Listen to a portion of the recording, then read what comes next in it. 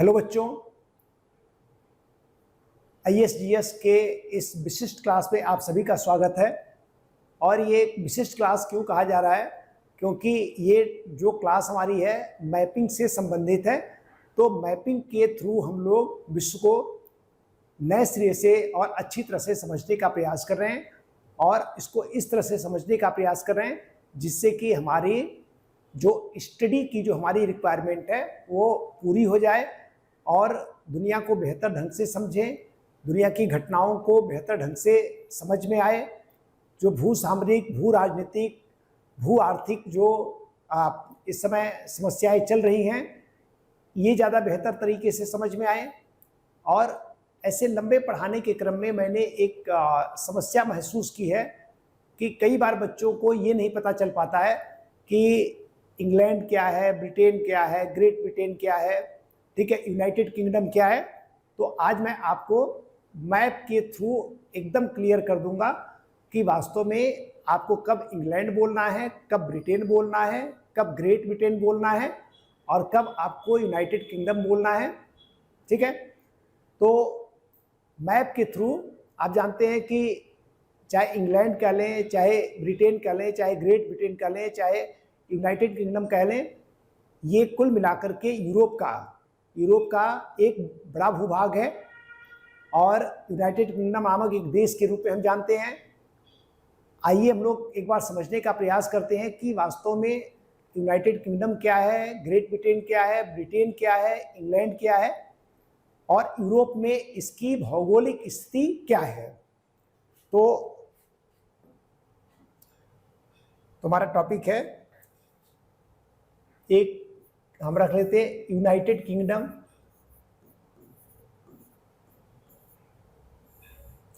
United kingdom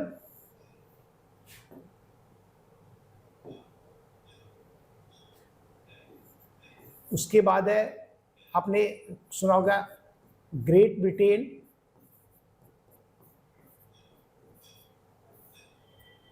एक आपने सुना होगा ब्रिटेन,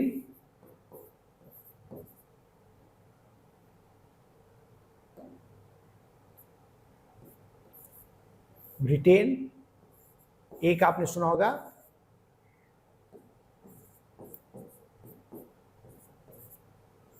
इंग्लैंड। यूरोप में इस भूभाग को हम लोग जानने का प्रयास करते हैं थ्रू मैप। ये सारी चीजें क्या हैं, आइए हम लोग चलते हैं यूरोप की तरफ।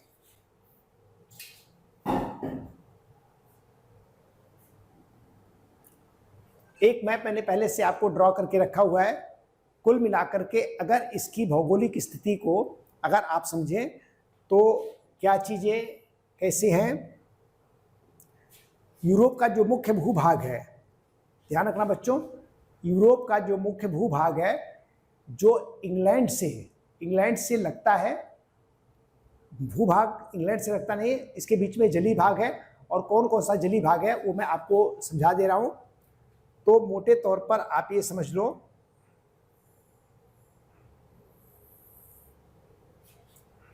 इधर यूरोप का मुख्य भूभाग है, ये है यूरोप का मुख्य भूभाग और ये है। तो पहले इसको हम समझने का प्रयास करते हैं कि एक्चुअल में है क्या चीज ये।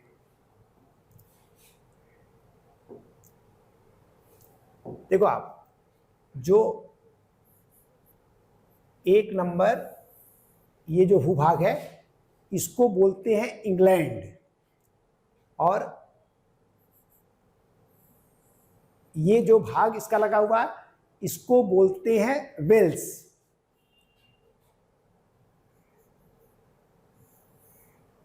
तीन नंबर जो भाग है इसको बोलते हैं स्कॉटलैंड और ये है आयरलैंड। और आयरलैंड का जो ये भाग है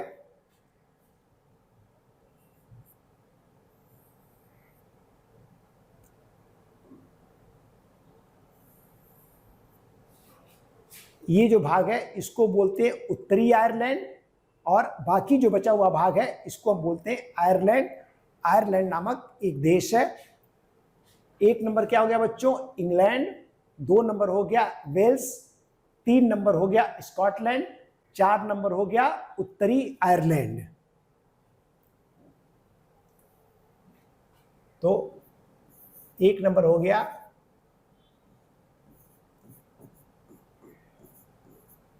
इंग्लैंड, 2 नंबर हो गया वेल्स, 3 नंबर हो गया स्कॉटलैंड,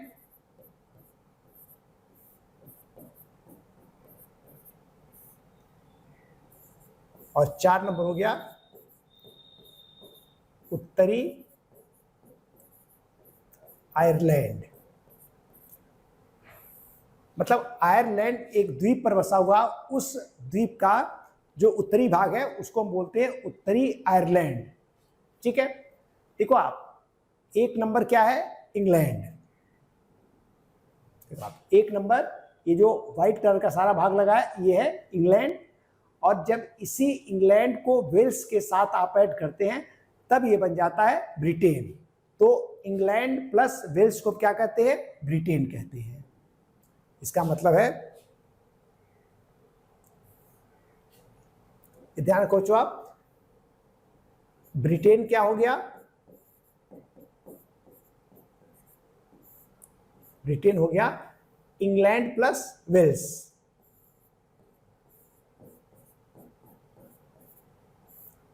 प्लस वेल्स को हम बोलते हैं ब्रिटेन। तो 1 और 2 नंबर हो गया ब्रिटेन। 1, 2, 3 इंग्लैंड, वेल्स और स्कॉटलैंड को मिलाकर के बोला जाता है ग्रेट ब्रिटेन।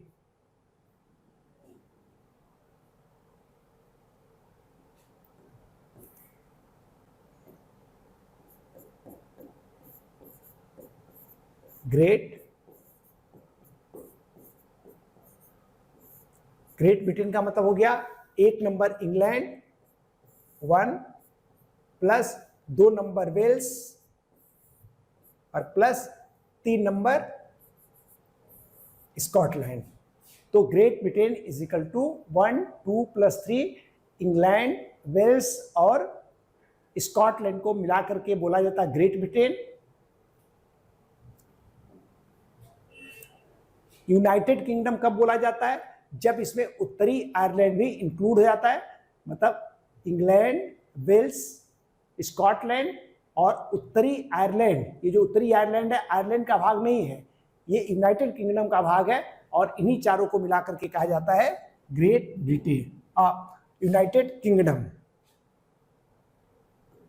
तो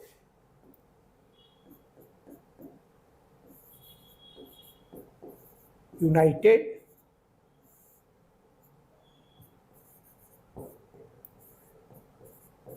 किंगडम, ये क्या हो गया? 1 नंबर हो गया, 1 नंबर हो गया इंग्लैंड, 1 प्लस 2 नंबर हो गया वेल्स, 3 नंबर हो गया स्कॉटलैंड और 4 नंबर हो गया उत्तरी आयरलैंड। यूनाइटेड किंगडम मतलब इंग्लैंड, वेल्स, स्कॉटलैंड और उत्तरी आयरलैंड, इनको मिलाकर के बोला जाता है यूनाइटेड किंगडम। अगर यूरोप में आप देखें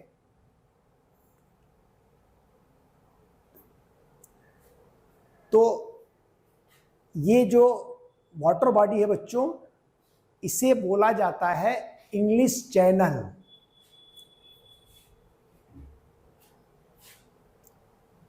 इसको हम क्या बोलते हैं? English channel.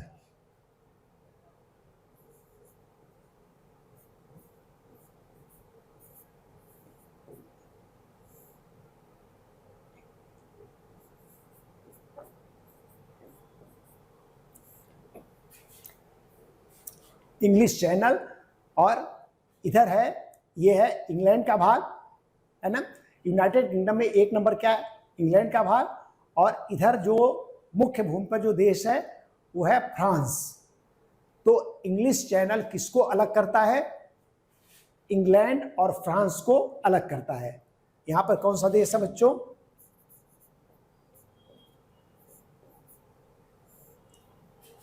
फ्रांस। तो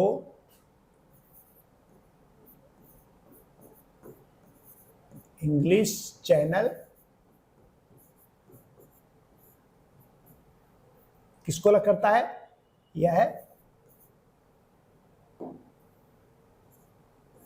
यह इंग्लैंड और फ्रांस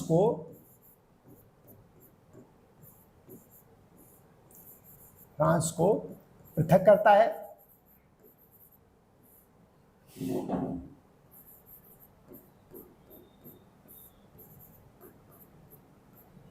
इंग्लैंड और फ्रांस को पृथक करता है।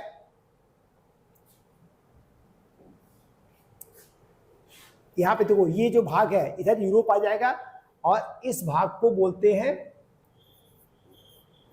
उत्तरी सागर। ठीक है। और देखो आप, यहां पे एक जलसंधि है, ये इसको बोलते हैं डोवर जलसंधि। डोवर जलसंधि किसको जोड़ता है? इंग्लिश चैनल और उत्तरी सागर को जोड़ता है, इंग्लैंड और फ्रांस को अलग करता है। तो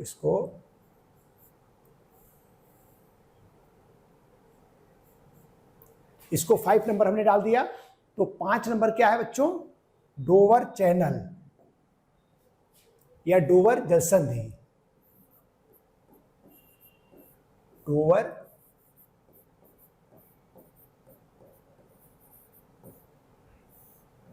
जलसंधि किसको ऐड करता है?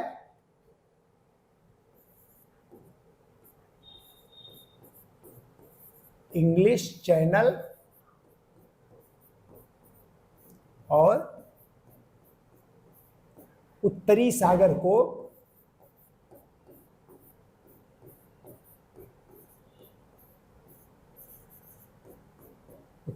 को संयुक्त करता है।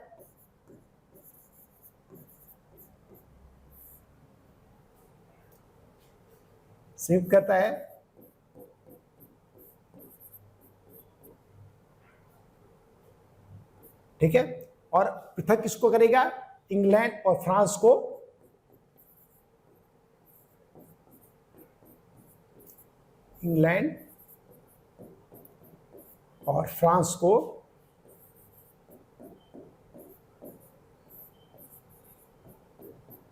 पृथक करता है, अलग करता है।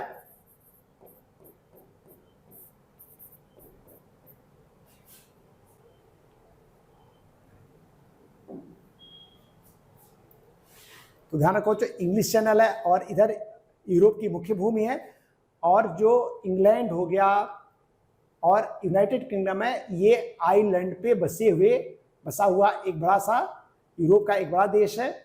और इसमें ध्यान रखो आप,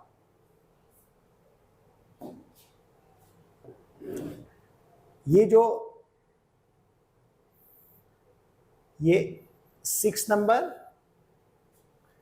ये क्या बच्चों? ये है लंदन, जो इसकी राजधानी है, यूनाइटेड किंगडम की राजधानी या इंग्लैंड की राजधानी। इंग्लैंड इसका यूनाइटेड किंगडम का एक भाग है। तो 6 नंबर क्या हो गया? इसको हमने डोवर चैनल को हमने क्या नंबर दिया था? इसको डोवर जलसंधि को हम लोगों ने नाम दिया था 5, और 6 नंबर हो गया आपका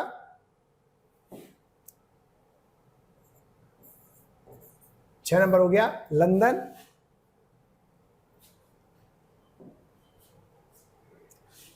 देखो आप, यहां पे एक 7 नंबर इसको हम देते हैं।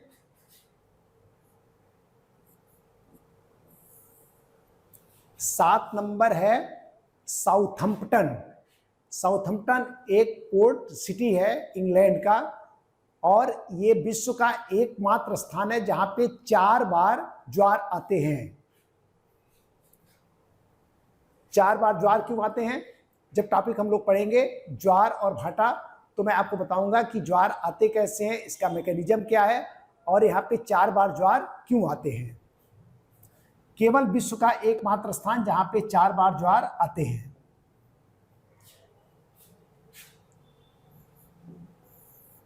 तो 7 हो गया।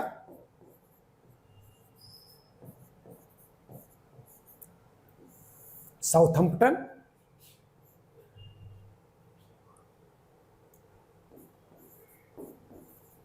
विश्व का एकमात्र स्थान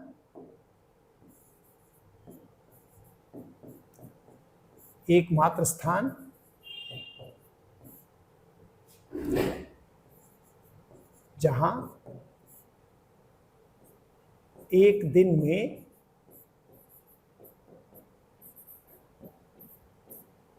4 बार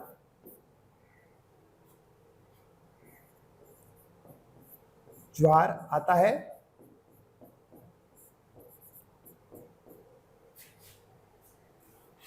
साउथम्पटन विश्व का एकमात्र स्थान है जहां 4 बार ज्वार आता है। एक ये पॉइंट, इसको देखते हैं।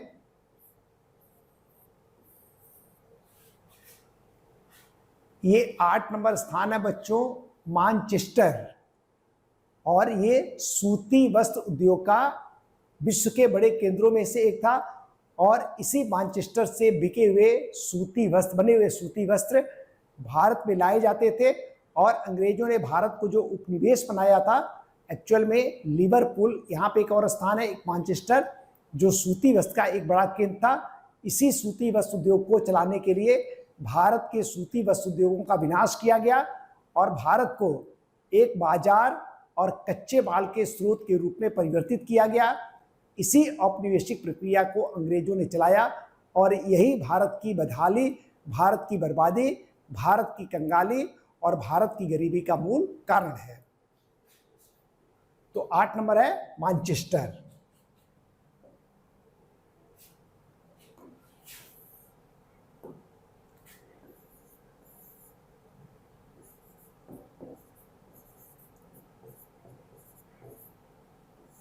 मैनचेस्टर, ताकि आप समझें कि ये क्या है, सूती वस्त्र उद्योग का बड़ा केंद्र है। और देखो 8, ये है 9 नंबर, इसको बोलते हैं ग्लासगो, स्कॉटलैंड की राजधानी। अभी ग्लासगो का जलवायु शिखर सम्मेलन 2021 में हुआ था।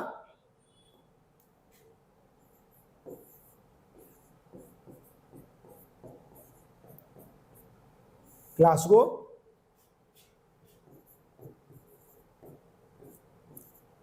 स्कॉटलैंड की राजधानी।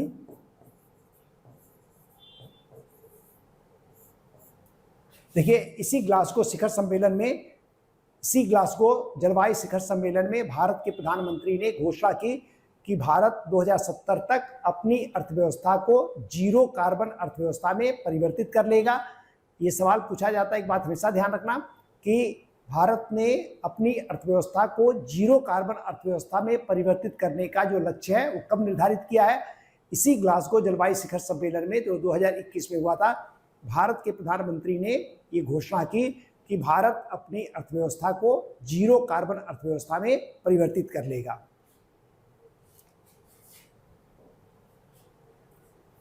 अब देखो आप, एक ये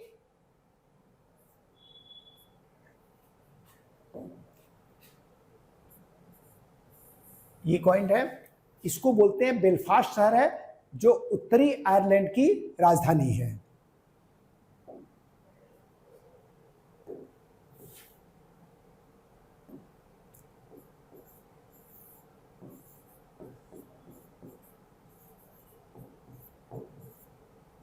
बेलफास्ट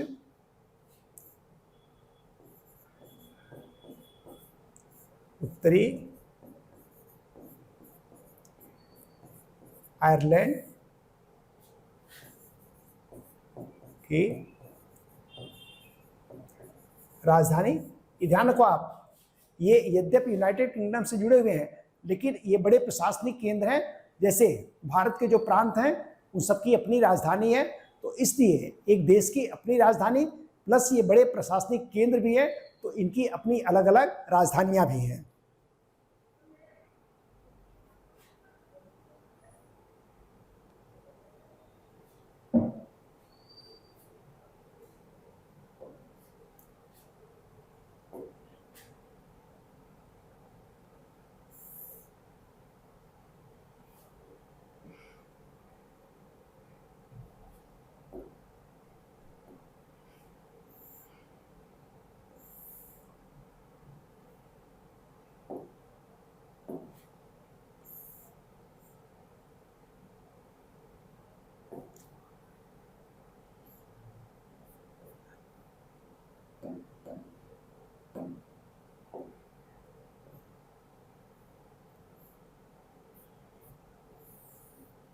और 11 नंबर जो बाकी बचा उत्तरी आयरलैंड के बाद जो बचा हुआ है, ठीक है, वो आयरलैंड देश है, यूरोप का एक देश है। और 11 नंबर उसकी राजधानी है, इसका नाम है डबलिन।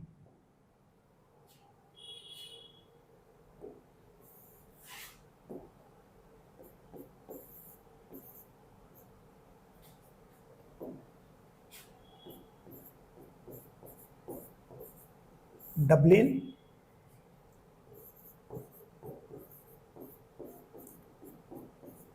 आयरलैंड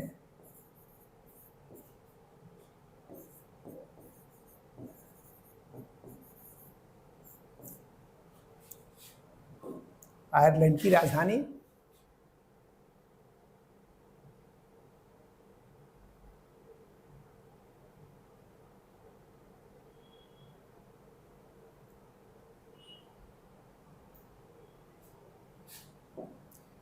तो कुल मिलाकर के बच्चों यही छोटी छोटी चीज़ें होती हैं, छोटी छोटी ध्यान रखती हैं।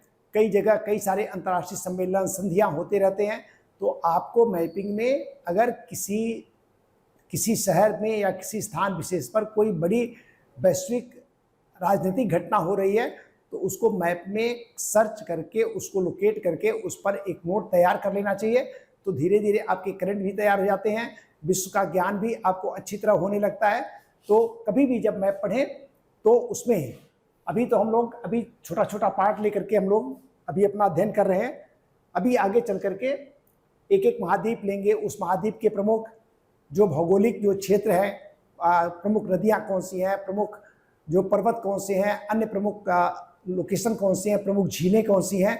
तो मैप कैसा, जैसे मान ले साउथ अमेरिका है, तो साउथ अमेरिका को एक मैप ले करके सबसे पहले देखेंगे साउथ अमेरिका की प्रमुख नदियाँ कौन सी हैं, साउथ अमेरिका के प्रमुख भौगोलिक क्षेत्र कौन से हैं, प्रमुख पर्वत कौन से हैं। इसके अलावा साउथ अमेरिका के प्रमुख जो राजधानी सिटी कौन सी है, अन्य प्रमुख भौगोलिक क्षेत्र कौन से हैं। तो इस तरह एक एक महाद्वीप को लेकर के हम लोग खत्म करेंगे। तो सभी महाद्वीपों के बारे में आपको, तो दक्षिण अमेरिका हो गया, उत्तरी अमेरिका हो गया, ठीक है, अफ्रीका हो गया, एक एक करके आपको इन तमाम महाद्वीपों का भौगोलिक ज्ञान अच्छी तरह से हो जाएगा और इसके प्रमुख केंद्र भी आपको पता चल पाएंगे। तो धीरे धीरे मैप कभी भी आपको 2 घंटे 4 घंटे अध्ययन नहीं करना है। मैप केवल प्रतिदिन 15 से 20 मिनट आप अपना समय निकालें और 15-20 मिनट प्रतिदिन नियमित रूप से मैप की देखने की और मैपिंग करने की आदत डालें। और ये धीरे धीरे आपके ज्ञान के क्षितिज को बहुत ज़्यादा खोल देगा और आपका अध्ययन बहुत अच्छी क्वालिटी का, उच्च कोटि का हो जाएगा। और इन तमाम चीज़ों के कारण वैश्विक घटनाओं को और तमाम चीज़ों को समझने में आपकी समझ बहुत अच्छी बढ़ेगी और ये आपके प्रारंभिक परीक्षा से लेकर के मुख्य परीक्षा तक के आवश्यकताओं को पूरा करेगा, प्रत्यक्ष भी और अप्रत्यक्ष भी। तो आज की क्लास यहीं तक। हमारा United kingdom, England, Britain, great Britain आदि की समस्याओं को हम लोगों ने हल करने का प्रयास किया। बहुत सारे बच्चे इसके बारे में परेशान होते रहते हैं। तो ये एक सामान्य सा मैप है जिसपे हम लोगों ने इन तमाम चीज़ों को समझने का प्रयास किया और प्लस इससे संबंधित जो प्रमुख भौगोलिक क्षेत्र उनको भी मैंने लोकेट कर दिया। इतनी सारी जानकारी आपको हर कीमत पे रहनी चाहिए। और इसी के साथ आज की क्लास समाप्त होती है। धन्यवाद।